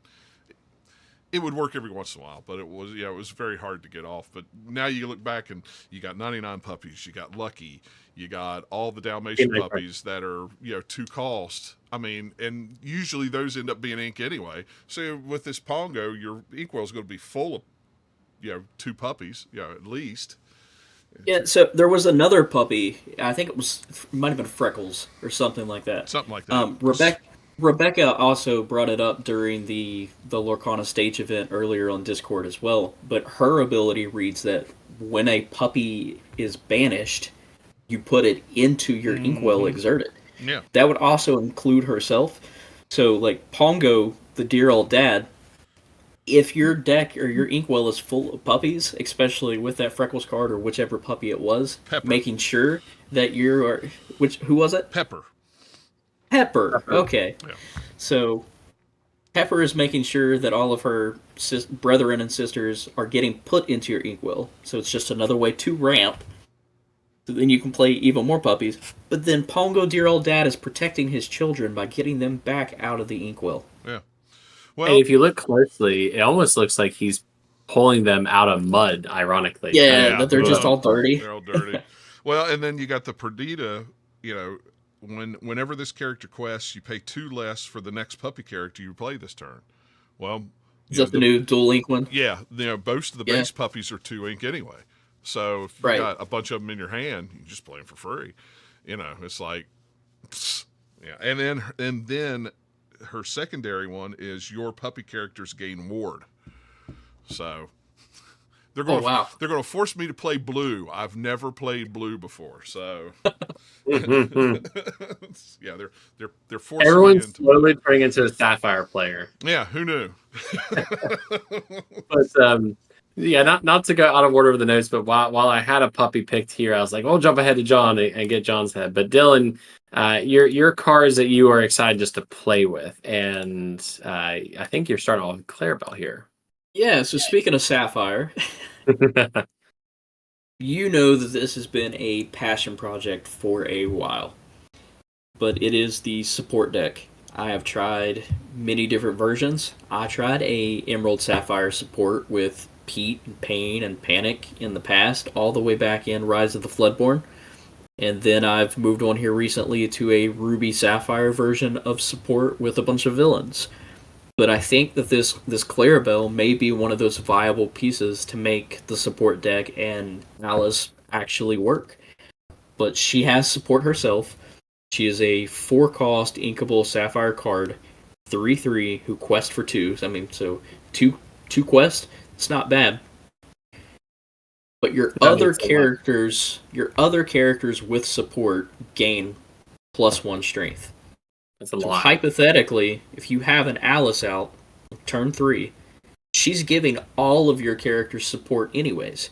So now all of your characters on the board, if Alice is out there, have +1 strength. So it makes them, you can quest with them, and your opponents are now having to attack into something who they hit harder. This helps against Ruby. This helps against Ice Block and the Sapphire Coil. Yep. And then it just helps Alice in general because it helps her reach that target of 10 attack even quicker. Yep. So who else we got here? One that I feel like we have a million of. Another legendary queen. Yeah, but this one's really, really neat. It's one of those tech cards that, again, Amethyst seems to have a lot of, but it's a way to pop off and get a lot of allure at one time. So, in full disclosure, some of these cards are in French unless John found the English copies of them. So. No, I could not find English copies of them. So yeah, I don't even know if they've revealed English copies of half of these yet. And I apologize that we don't necessarily, we're terrible at this. We're new at this. All of these cards are being revealed so quickly, and we are trying to keep up with the cards in general. And we have done a really bad job about not saying who the artist was or the influencers were that actually revealed these cards. So we do apologize for that. But we see you, we notice you, and we thank you for revealing them. And we're glad that Ravensberger teamed up with you guys to reveal them. Whether you are from France, or you're from the US, or wherever you at, because you guys get us excited together as a community, as a group. It's the first thing we see. Like, we see the art first, then the text.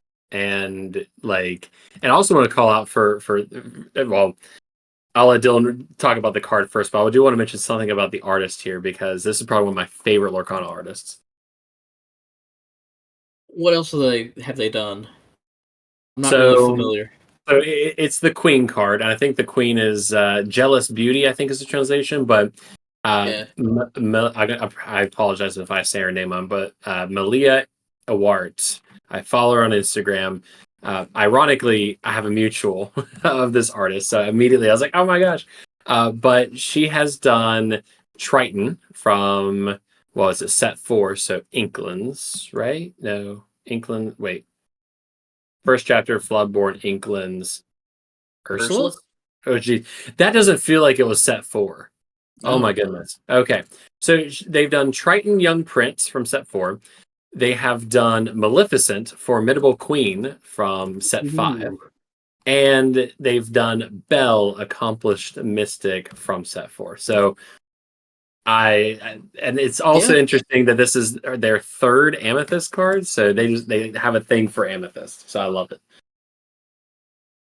But this card's ability, again, it's in French, but the English translation, if it's not messed up, is you can exert this card. So the ability is not an ordinary apple. Exert this card, choose an opponent. You choose 3 cards from their discard and place them under their deck, so on the bottom of their deck, to earn 3 lore. And if one of those cards happens to be a princess character, you earn 4 lore instead. So this is the first time I'm hearing this card translated. I saw 4, the number 4, and I was like, okay, this has got to be good. That's a lot. That's a lot. I mean, yeah, she quests for 1, but the stat line is still good. I mean, that's what the stat line of a fox, 4/3. Of a fox, yep. Immediately out of brawl range, without ice blocks and the Sapphire coil, but out of brawl, out of big Sisu range immediately. Without being debuffed somehow. Your opponent sees it coming because you got to wait for it to dry before you can exert it. But I mean, maybe that prevents them from necessarily playing that princess or challenging with a princess because they know that you're possibly going to get 4 lore if they have a princess character in the discard. Yeah, I think it kind of goes into like almost like a burn deck, if you will. Yeah, to me, it's a mid-range deck for sure. I mean, just the techiness of it, being able to attack if you need something to swing hard, but also just pop off and get a lot of lore at once on a single turn. Yep, 100%. Board control, wait for your opportunity, then do something like this. Do something like that. Kind of interesting pick, and probably the beautiful art, but kind of made me laugh whenever I saw it because it's just a funny card to look at with your final pick here. Which one's that? Maybe I'm looking at the wrong one. Is it the Emerald King of Hearts? Yeah. I'm sorry. We skipped over Mickey Mouse. I'm sorry. My apologies. Mickey Mouse, inspirational leader. I apologize. Go ahead.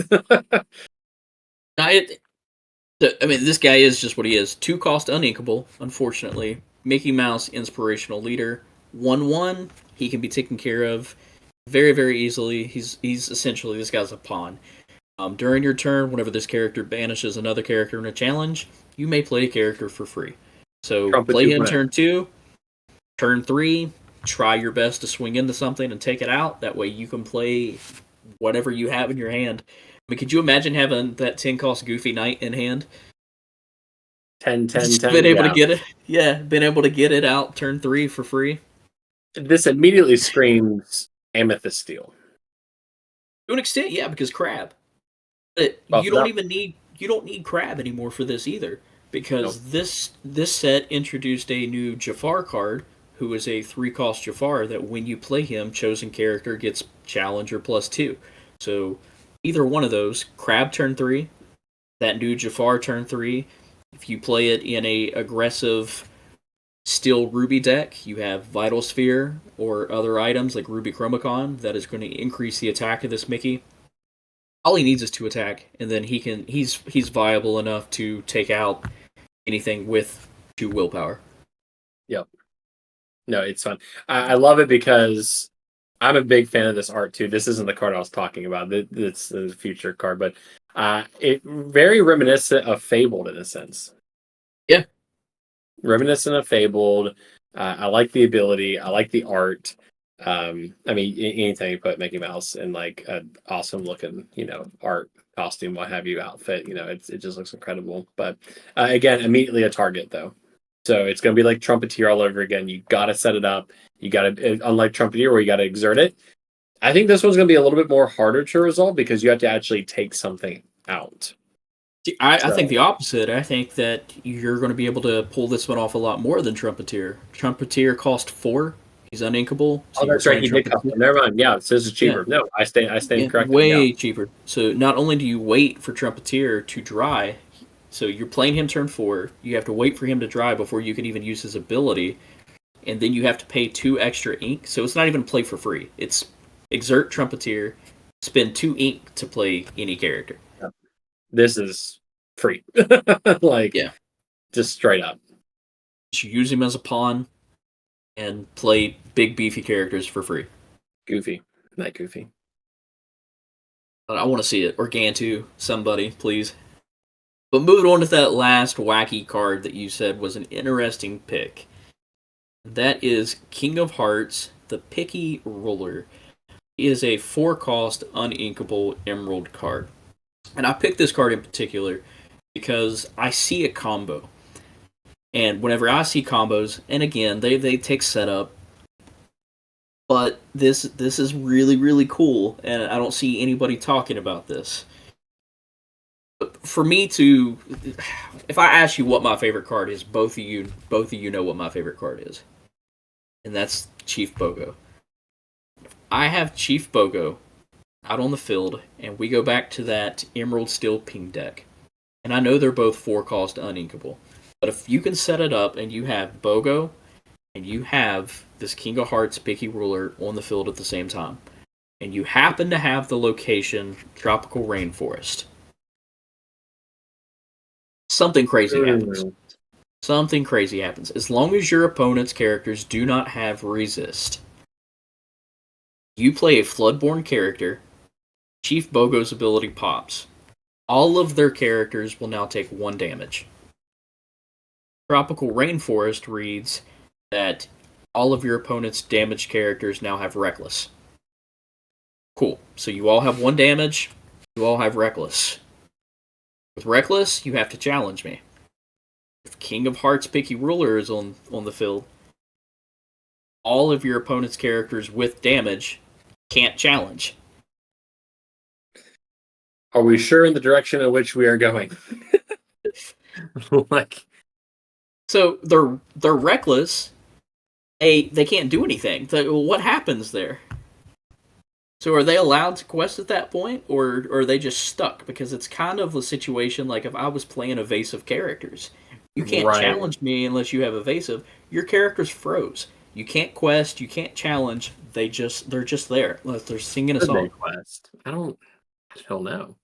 Because I don't think they can. If they're supposed to challenge, but then they can't challenge, what else are they supposed to do? You're just there. You're just existing. I don't know. Unless you sing a song. This would be a good rules thing. I mean, it's not necessarily a bag issue. It's just one thing's contradicting the other. But the way that we have it right now is if you have a reckless character and I have an evasive character, your character has to challenge, but if they can't challenge my character because they're evasive, you still can't quest with it. Right. I don't know. So we'll have to ask Googly Glimmers or somebody, but to me, that character, they're just froze. And then it puts your opponent in a situation where they're going to have to either play actions or sing songs to try to take care of the King of Hearts, or they're going to have to play a character and wait for it to dry before it can even do anything. And if you happen to play that John Silver... Right, it doesn't remove the Reckless. No, the Reckless stays there unless they don't have damage on them. And the only way your character's not going to have damage is if you play it and you wait a whole turn for it to dry. But if I play another Floodborn, or if I have the John Silver on board that on the start of my turn deals 1 damage to all of your ready characters, you can set it up to where your opponent just sits there. They can play as many cards as they want, but unless they have the actions to take care of you, they just sit there. It's like a reverse genie, the Amethyst genie, where your ready characters could not ready while the genie was exerted. It's like the reverse genie. Like they have to be ready. So I don't know. Googly Glimmers. We'll be asking.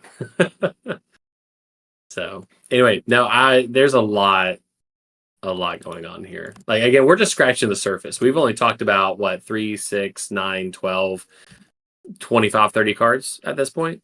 Like out of 204? Yeah. Like, and there's so much happening with common and uncommon cards we've just never seen before. So Seal's gonna be a lot of fun. But before we kind of close out this episode, let's bring it back. The emergency episode did not get any of this, but John, let's do some Disney trivia. All right, we'll do it. We'll do it quick. I know we've been going long. Yapping. But there was a lot to yap about. Where's my pen? Oh, when my wife's been sitting at my desk. Well, anyway, I'll write it down later. Dylan's up 3-1 to Preston. So for those that don't know how this works, I ask 5 trivia questions. Each of them get a chance to answer one question. They get a chance to steal. Each person gets a point. Whoever gets the most points wins. Blah. Yeah, simple, easy. Yeah, not hard to deal with. But as usual, since Preston is behind, he will go first. All right, Preston. I'm still gonna be behind. Okay. Way to be confident. You've watched Cruella. Yeah. See, I did watch Cruella. I did do that. It was a good film. But anyway. All right, let's hope you watch Soul. In the 2020 film Soul, what was the name of the realm where the young souls get their personalities preparing them for life on Earth?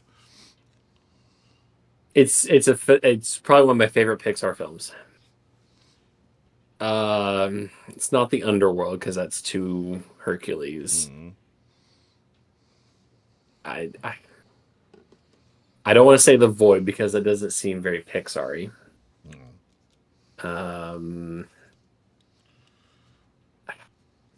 Shoot, I know it's like fluffy and like there's like unicorns and stuff, but not really unicorns. But I know it's very colorful. Purgatory sounds too dark. I don't know. I don't know what it is. I'm gonna go with The Void, but I know that's not right. Nope, that's not right. Dylan, do you know what it's called? Give it a shot. I don't. I'm gonna take a guess and just say The Beginning. Oh, you're so close. It was The Great Before. The Great Before.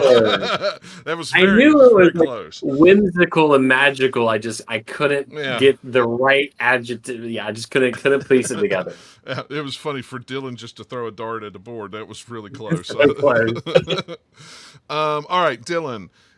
I don't know if you're going to know this one or not. Name the comedian who voices the character of Clover, Sophie's pet rabbit, in the TV series Sophie the First. I'm a blue ribbon bunny, best in show. Oh my gosh. Masked Singer winner. I'll have to take your word for that one. I've never watched that show. Oh, no, he was. Dylan the face. I see the face. He was in a band with the sister, right? I don't know. I know him from something else. From a TV show? From a very old TV show? Well, gosh. No. I mean, I know him from a different TV show. Come on down. I don't know the answer. I can't even. I'm so terrible with names. I know exactly who it is, and I'm going to shoot myself in the foot for not knowing this. And you've done this. You've done this so many times. It's all about these Disney Junior questions that I should know the answer to. I still can't get over the Doc McStuffins question you asked in the Big Book of Boo Boos. I should know who this is. See him. I have no clue. Preston, do you know? He hung with Dave Chappelle. His name is Wayne Brady. He hosts. You were close. Yep. You were close. He hosts a deal. Let's make a deal is what he hosts. Let's make a deal. Yeah, but I know him from the Drew Carey show and Whose Line Is It Anyway is what I know him from. I love Clover. Clover and Sophia the First is awesome. That is funny. And he did win Masked Singer. And as soon as I heard his voice when he was on Masked Singer, I knew exactly who it was. That's hilarious. I don't watch Masked Singer, so I didn't even know he was on there. That's great, though. It makes sense because on Whose Line Is It Anyway, he liked to do a lot of singing and stuff like that. So, yeah. All right, Preston. Sure. In Beauty and the Beast, what song does LeFou sing to cheer up Gaston before Belle refuses to marry him?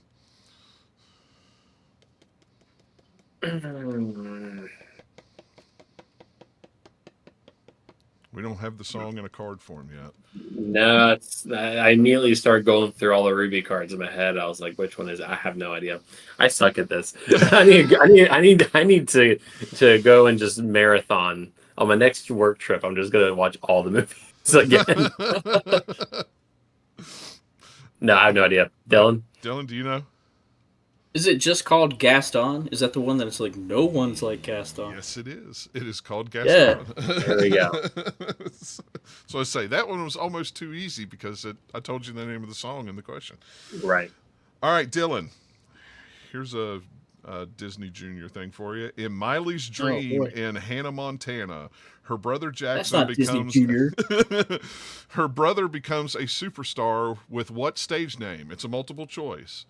A. Shaw, Arkansas. B. Dan, Montana. C. Dermot, Vermont. Or D. Bucky, Kentucky.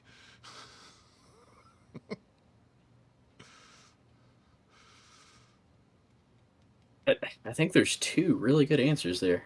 I like how all the last names are states. What was the second one? Dan, Montana.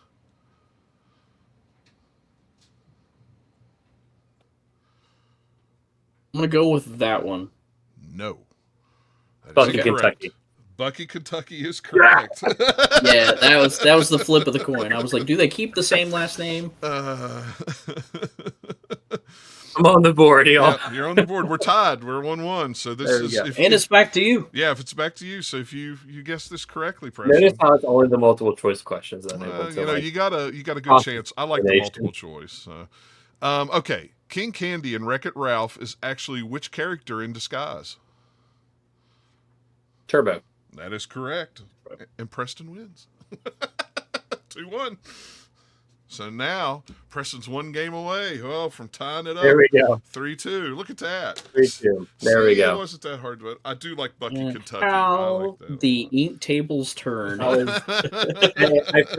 I forgot who played Hannah Montana's brother, but I was just like running his voice in my head through all those options. I was like, Bucky, Kentucky sounds right. So yeah. I've never even watched an episode of Hannah Montana, but Bucky, Kentucky sounds right. That's all the childhood. Anyway, Dylan. That's all I got. It was right. So all right. So congratulations. But to wrap things up, let's just throw our final thoughts out there before we get into our sealed draft events that everybody's about to go play.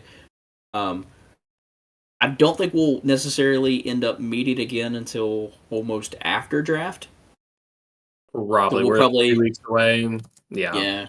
So we'll probably, the next time we have a podcast episode, it'll probably be based around our thoughts on what happened during our draft events and what our first decks are that we've built in Archazias. And we could talk about the last few cards that were revealed that we haven't seen yet.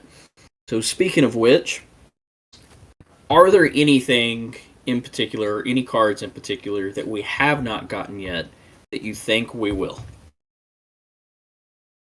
We have 14 cards left. I think there's a list earlier that I put out. It kind of like in our little Discord chat. Yeah, they're still revealing cards right now as we speak. Yeah, so even while we're recording, we know. But before we started recording, there was 17 reveals left. There's 3 Amber, 3 Amethyst, 3 Emerald, 1 Ruby, 3 Sapphire, 2 Steel, 1 Amber, Amethyst, and 1 Emerald Ruby. I really don't know what more I could want from this set, but I think something that we're not seeing a whole lot of is, and kind of a ability that's kind of falling to the wayside just a little bit, I think, is evasive. I think the other mention being like the whole like discard a card to shift something, but I've noticed that evasive has really kind of like dropped a little bit. And I don't think this is going to be the set for evasives. We have evasive characters, but they're very easy to handle. I think there's a lot of options. They're getting easier to handle. Yeah, they're getting easier to handle. I remember the first chapter, I ran a pure evasive deck, and yeah, but they're getting easier to handle. We're seeing a lot of cards come out with like ward and giving things ward, so maybe that's the answer we're looking for.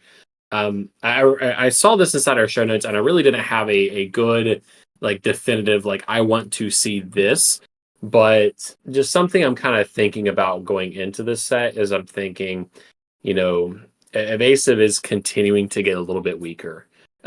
Depending on the matchup, there's still like Dylan. I know you and I have played, and the genie with evasive is still a big thing, but you're also playing steel with a lot of answers to evasive. Right. So I don't know. That's just something I saw that question just now. I was like, that's kind of the one thing that comes to mind is evasive is progressively getting weaker and easier to handle with. So that's just kind of a low hanging fruit. Just kind of like that's that one thing. It's not going to break the game for me. Like it is what it is. But just something going into this.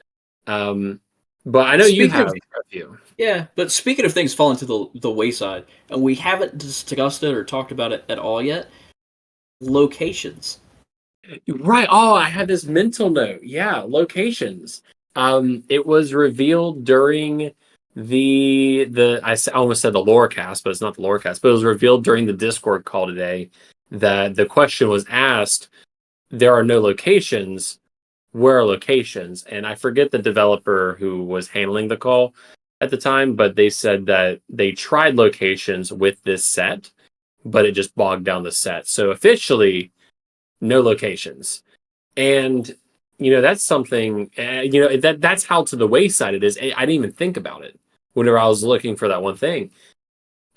Locations has fallen to the wayside quite a bit. There are a few standout locations, like the Hidden Cove and the library and the Queen's Castle. But the Queen's Castle used to be what, a $7-8 card, and now it's nobody's playing with it anymore. We have some fun locations like Tiana's Palace, but no locations. That actually scratch that, reverse it. Locations. I think they're going to continue to be around, but it's interesting to see them kind of take the sidecar for the set. Yeah, it's interesting.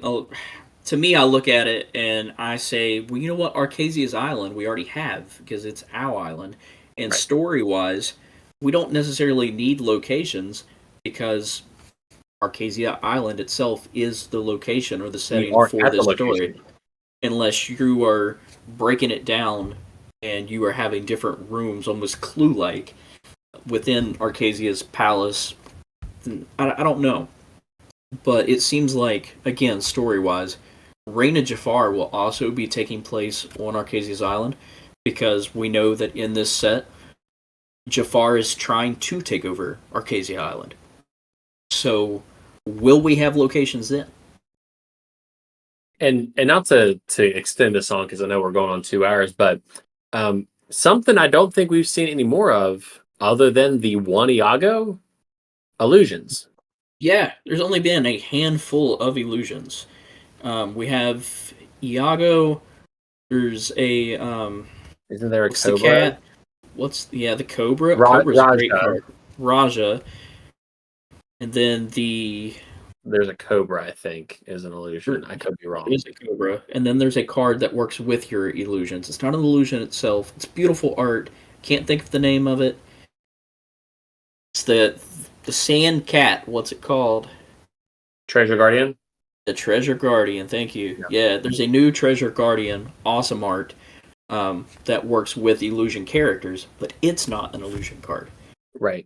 And it's like almost like exclusive to Jafar and his franchise, almost. Like very Aladdin-y themes. So I like how we were able to unpack that and be like, oh, wait a second, locations. Oh, wait a second, illusions. So yeah, illusions, locations. Kind of the two big ones that I think we'll see more illusions in the next set. But I hope it's not something that falls to the wayside. You added a new ability. Right. If you added a new ability, it can't be something that just presents itself now and disappears. Yeah. Don't know. Dylan, how about you? Just a couple of cards in particular. I think one thing that I look at is the Calhoun Courageous Rescuer. It is again, ketchup mustard racer deck card, but it's a Floodborn. And we only have one Calhoun right now, and it's that 2-cost steel Calhoun. Where's the shift target? What are we shifting this Floodborn on top of?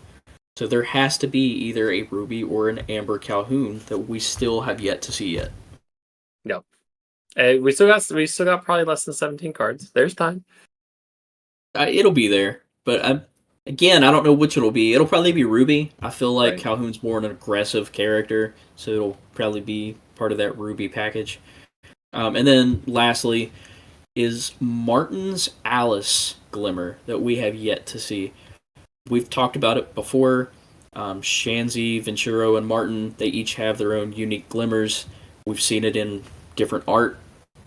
And in the last art that we saw with Archazia on the front, that kind of like showed us the first reveal of the Beast and the Bell and everybody else, we see an Alice Glimmer right next to Martin.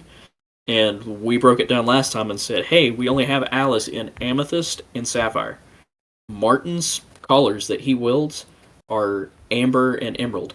We do not have an Amber or an Emerald Alice. So still waiting to see one of those, possibly a dual ink Amber Emerald Alice.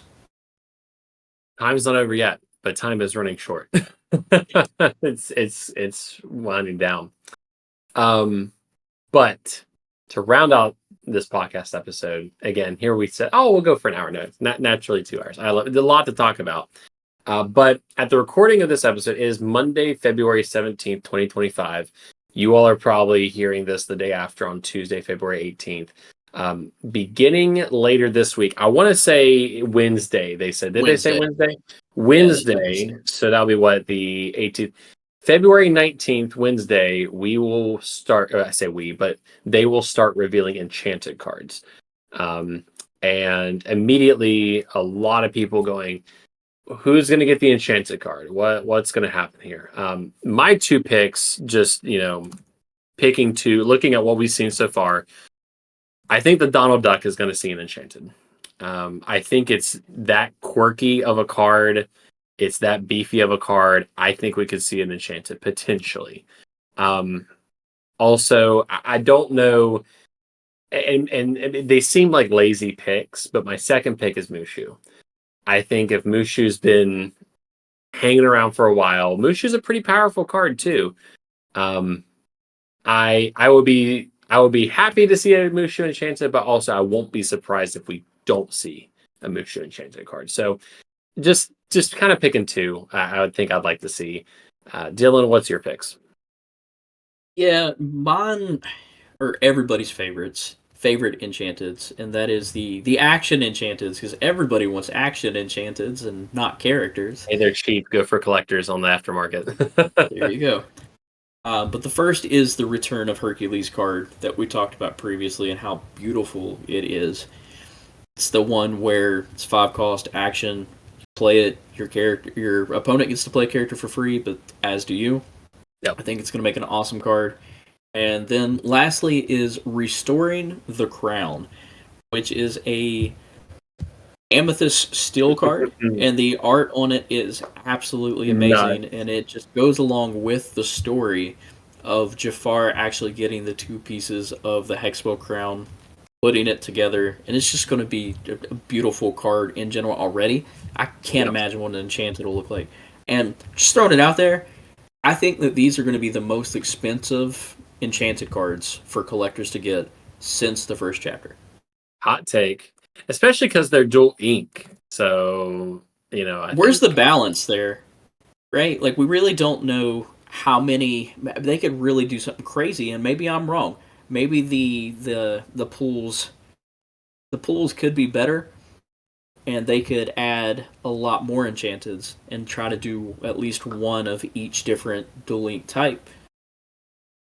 Yeah. Like, how do you balance dual ink Enchanteds versus just the standard? Because right now we get 3? We get 2 characters and then a action or location or item. So it's interesting. We get 18 Enchanteds right now. We'll see what happens. Yeah. No. I think the big thing is what princess. because you mentioned this in an episode last year, but every princess has gotten an enchanted every set. There's been one. Every set has had at least one enchanted. And I was really hoping that this set would be the one that gave us a new princess who has not got the enchanted treatment yet. You kind of ruined that by giving Mushu an enchanted, because if Mushu gets an enchanted, I don't think that Mulan is going to get an enchanted. But there is a Ruby Steel Mulan that I think will be an amazing enchanted if she gets one. Besides that, I think they're going to double up. They're going to give us one that has already had one, and there are so many new cards. The Aurora, she's just an Amber Legendary. That would make an awesome one. The Elsa, people would eat up. I mean, the art on it is already beautiful. And that's a Blurple card, Blurple Enchanted, that I'm sure you would be chasing. I really don't know. I have no clue, and there's so many different options. I'm just excited to see what they do. I think my final take on this is I think any dual ink enchanters will do something very colorful with their ink. I don't think we're going to see something like we had with Azurite Sea, where it's the schematic-y type paper or whatever, type pirate treasure map. But I think if we're dual ink cards, they have the opportunity to do something really wild with color here. So I don't know. I guess we'll find out in 2 days. So, John, how about you? Any particular enchanteds? I know you're not a collector, but still. No, they'll probably do some kind of puppy at this point. Ooh, there'll probably be a puppy enchanted, whether it's a Pongo or Fedora or Perdita or somebody. I don't see at this point why they wouldn't, or Bolt. Bolt could get one. Yeah, they're all about they're all about pets this kind of time around. So what about Lady? Lady could be one. There could be your dual ink enchanted. Yeah, the Lady card. I think that those were like the first two T's from Archazia's. Then I think there's a pretty high probability that those two will probably see it. Is there a Lady and the Tramp card, or is it just? It's Spaghetti Dinner. Yeah, I thought there was. There might be a song that has them both on it. Yeah, there might be. Let's see. Let me think. Spaghetti Dinner. I'm so glad they did that. I've had the idea for the Spaghetti Dinner card as a custom card for an April Fool's edition for months now. So I'm so happy that they actually made the spaghetti item. Yeah, I love it. I guess they don't have one with both of them on it. So yeah. But Puppies. I could see Puppies, Dalmatian, Lady. Something like that. I love it. Anyway, folks, if you made it this far in the episode, thank you so much for tuning in. It is getting into the late evening hours here, and I think it's time to officially kind of explore the island. It's in the horizon. We're about to embark on it in just 3 short weeks, so we'll see what happens. A lot of interesting things to see, and good luck in your draft events. There's a lot of guides out there on draft. My personal favorite thing for launch events is I don't like to open my booster box until after the first sealed event or draft event, because I want to play with the cards and go, oh, that was really fun to play, and then here I pull them in the booster box or whatever. So that's just something I've always done that since the beginning. Dylan, do y'all just get right into it, or do you do the same way? No, we're the same way. I want to see what I get in the draft events first. We already have ideas right now. Like sitting here, we all have ideas of what kind of decks we want to play, but you really can't start deck building until you open those up and you see what you get. And draft is just the first taste of that. Yeah, it sets the tone. You get excited, you leave your store, and then you'll have a booster box open. Yeah, it's a lot of fun. But folks, if you've made it this far, again, thank you so much for tuning in. Real quick, follow us on the socials as well. Follow us on Twitter or X, what have you, at the Ink Table Podcast. Also, the video version of this show and more Lorcana content can be found on our YouTube channel at the Ink Table Podcast. And be sure to email your questions or thoughts to inktablepodcast@gmail.com. Also, you can follow Dylan over on X or Twitter at DylanBA17. And you can follow myself, Preston McNair, on YouTube at Preston McNair for even more Lorcana content. So be sure, if you are listening to this podcast, again, this is 2 hours of a podcast. You could have been doing anything else. So if you've enjoyed what you've heard or enjoyed what you've seen, consider subscribing or leaving a review on your platform of choice. Helps us give a lot more visibility, more listeners in, and just overall helps us more than you can ever know. But as always, there will forever be a spot for you at the ink table. I didn't forget it this time, Dylan. And folks, we'll see you on Archazia's Island in just a few short weeks. See y'all.